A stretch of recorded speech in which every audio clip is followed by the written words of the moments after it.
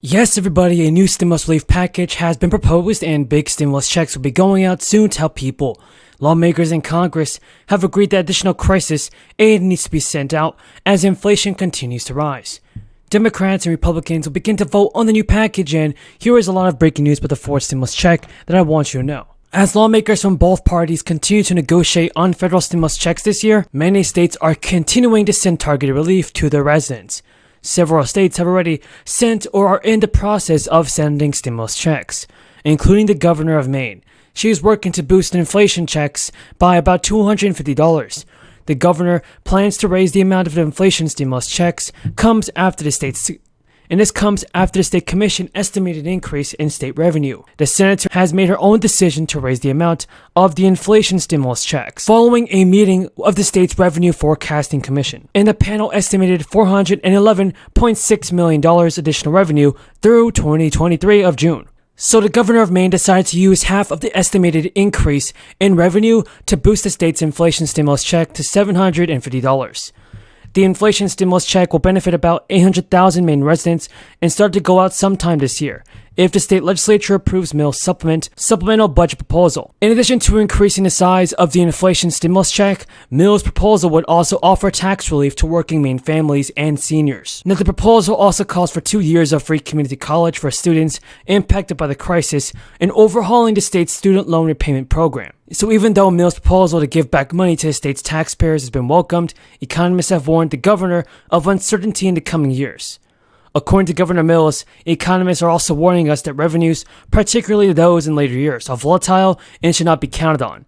Economists have also believed the potential uncertainty in the economy, like rising inflation, it could affect the prices of regular goods. But it becomes even more apparent to give more taxpayers to counter the inflation impact. And Democrats have begun to pick up the pieces of President Biden's stalled domestic agenda. In the State of the Union address, Biden highlighted a variety of provisions that Manchin told NBC News last month he supports, including prescription savings through Medicare negotiations, clean energy, money, and making healthcare insurance funding permanent. Biden called for raising tax on the wealthy and corporations to help lower the deficit. But there are some difficult obstacles that remain. Many Democrats have yet to complete negotiations on several programs.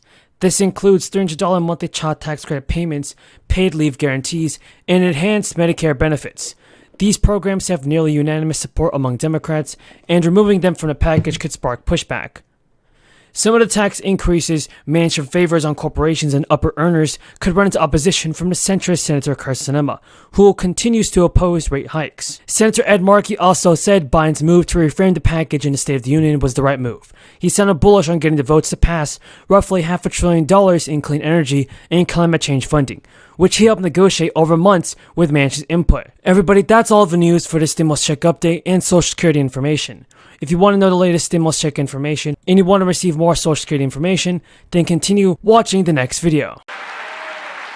We can raise the standard of living for hard-working families without raising taxes, without raising inflation, without raising the deficit. And let me remind everybody, I actually last year cut the budget $360 billion cut in the budget.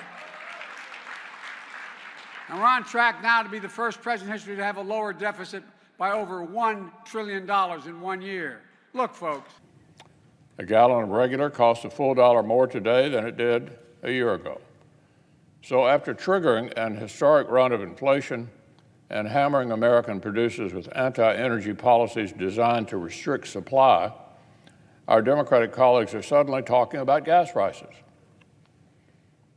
And there's a bold, creative plan, temporarily suspending the gas tax to the tune of 18 cents.